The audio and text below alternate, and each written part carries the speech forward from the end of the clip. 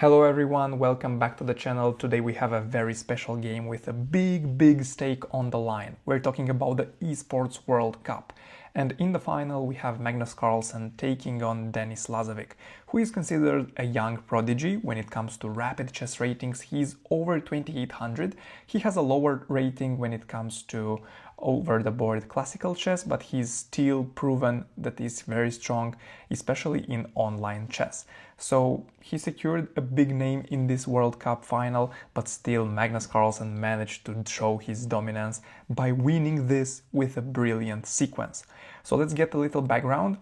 This is their second encounter. In the first game, Magnus Carlsen won, so to secure the title he only needs a draw, but he didn't do it in the coward way. He managed to destroy his opponent 2-0 in the brilliant way. So let's dive in and discover how he managed to do it. Magnus Carlsen begins with e4 and he is met with the Caro-Kann defense. After d4 and d5, here we have two main lines. The first of all is pawn to e5, and then Magnus Carlsen also showed in the past that he enjoys playing knight to c3. But here, given that he needs only a draw, he went for the exchange variation because he wanted to play simple chess.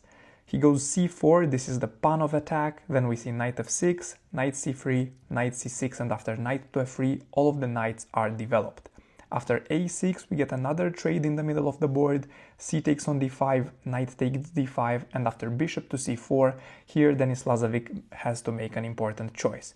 So the knight on d5 is under pressure, and he can go for the classical e6, but this will leave the bishop from c8 quite passive, so instead he goes for something more aggressive with bishop to e6. First of all, Magnus Carlsen has to be very careful. Bishop to e6 is not a simple defensive move, because here, if we go for a move like castling, this loses the game on the spot. Black has the option to go knight to c3, and now we have two pieces attacked at the same time. If the knight is taken, Black simply takes on c4, Black is up a piece, the rook is under pressure, so the position is cooked. So after bishop to e6, we have to address this move quite seriously. This is the reason why Magnus Carlsen goes for knight to g5, immediately striking that bishop. In the game, we see knight takes on c3, and now the brilliant sacrifice. Magnus ignores the fact that his queen is under attack, and he goes for bishop takes e6, giving up the queen at move number 10 without even castling. Again, this sacrifice was not necessary at all. Magnus Carlsen could have played simple chess, secured a dead draw, and then win the title. But he is Magnus Carlsen. He wants to go for crazy things, and this is why he chooses to sacrifice. The reason is that now he has the chance to take on f7 with check, the king is forced to go to d7, then we give another check, bishop to e6, and when the king runs on a dark square like king to c7, Magnus Carlsen develops another piece, and finally now is the time to take the knight. So when it comes to the positional advantage, Magnus Carlsen is best by far. All of his pieces are active, the pawn is placed in the middle of the board, and this king is very weak. But still, Denis Lazovic is up 5 points of material, so Magnus Carlsen should really capitalize on the fact that this king is not safe anymore, and he should act fast and precisely. Denis Lazovic plays the right move in this position, which is king to a7. You really want to get the king out of the danger, and in the next move he must develop these pieces because currently they are stuck on the a flank. Magnus Carlsen proceeds with active play. Pawn to d5 is a very clever idea, targeting the knight on c6 and preparing the move bishop to e3 in order to check the king in the near future. Then we see a king delivered by black, queen to a5, the bishop must retreat to d2 in order to block, and for a moment knight to b4 looks like a blunder, but Magnus Carlsen doesn't fall for it. At first glance, pawn to a3 is just clearly winning. I mean, the bishop is on the same diagonal with the knight and the queen, so pawn to a3 just secures a piece. Well, not so fast, because black has the chance to go knight c2, queen b5, and then the queen lands on e2, delivering very strong attacks to these pieces, and white is crumbled. White doesn't have the option to defend all of them, and white is lost. This is the reason why pawn to a3 doesn't work here, and Magnus Carlsen plays the right move, which is to get the king out of danger by castling. Now you may think that the king is castled, so surely black has to do something about this spin. The bishop is going to win the knight. Well, black is stunned, black cannot move anything, and the only way to continue is pawn to g6.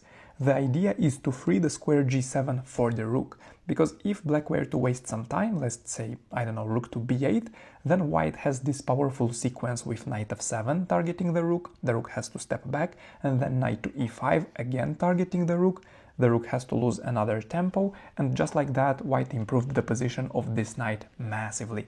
So this is the reason why g6 is mandatory, and yes, g6 allows white to win the knight by playing pawn to a3, but Denis Lazovic finally gets some pieces in the game. After bishop to b4, he puts the bishop on g7, targeting the pawn on b2.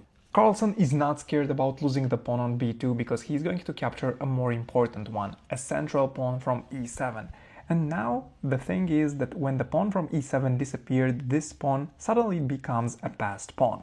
So we see rook to e8 targeting the bishop retreats to d6, finally h6 attacking the knight goes to f7, and here Denis Lazovic, when he was under pressure, he decided to go all in and sacrifice in the wrong way. Rook to e6 is not the best move, even though it looks like a simplification at first glance. Instead of rook to e6, he should have continued his plan with bishop takes b2, attacking the pawn on a3 furthermore. Rook to b1 is not scary, because Denis Lazovic has the move queen to e2, he gets out of the pin, the queen is still protecting the bishop, and if the queen were to be attacked one more time, she simply retreats to c2 and the position is around equal. But with rook to e6, sacrificing the rook doesn't work because the pawn is getting closer and closer to becoming a queen. The game still continues with queen to f5, applying pressure on the pawn. The pawn cannot advance yet because the queen will take the knight, but Magnus Carlsen simply goes pawn to b4. Besides defending the pawn and preventing the bishop from taking it, Magnus Carlsen has another idea. And when his opponent plays rook to c8, we see everything happening. Magnus Carlsen really wants to put the knight on d6 and fork the rook and the queen all at the same time, but the bishop is standing in the way, and here the move b4 reveals its sense. So the idea is to play bishop to c5 with check. So now the d6 square is available for the knight, but in the game we didn't get to see the sequence because Denis Lazovic sacrificed the rook for the bishop. Well, no worries, because Magnus Carlsen just takes back, and even though he loses the rook on e1, when he recaptures, Denis Lazovic resigns, because the rook is staying behind the pawn and he's just 2 squares away from queening, and this process is simply unstoppable. The queen cannot stop the pawn. You can try and play a move like g5 in order to wait for this pawn to push, so now you can take the knight, but it's still losing because we get to promote into a queen, the trade happens, and obviously Magnus Carlsen is going to win when he will be up a rook. So generally this was a very cool game, a very good sacrifice by Magnus Carlsen with a very bold decision, deciding to sacrifice the queen at the move number 10 when he was not forced to do it, so he was not in a must-win situation. He should have just played normal chess, secured a draw, but this is why we love Magnus. He creates chaos from nothing and manages to deliver exceptional chess games. If you liked the video, please leave a like, comment your favorite move and subscribe to the channel to not miss any other interesting videos.